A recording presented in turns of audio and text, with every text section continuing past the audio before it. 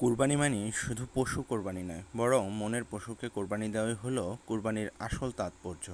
চলুন আজকে আমরা দেখব কোরবানির হাটের বর্তমান পরিস্থিতি। শেষের দিকে এসে কোরবানির হাটগুলো জমজমাট হয়ে উঠেছে বেশ। হ্যালো, আসসালামু আলাইকুম। আশা করি সকলেই ভালো আছেন। আসলে প্রচণ্ড গরমে একদিকে যেমন মানুষের কষ্ট হচ্ছিল, তেমনি এই যে অবুঝ বোবা প্রাণীগুলোর সেগুলোরও প্রচণ্ড কষ্ট হচ্ছিল।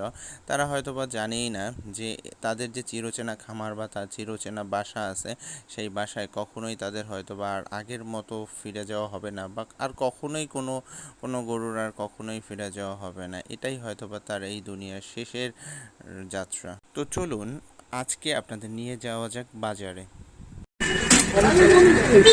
কত হয়েছে ভাই এটা? 1,38,000। আর ওইটা কেমন হয়েছে এটা? ভালো হয়েছে।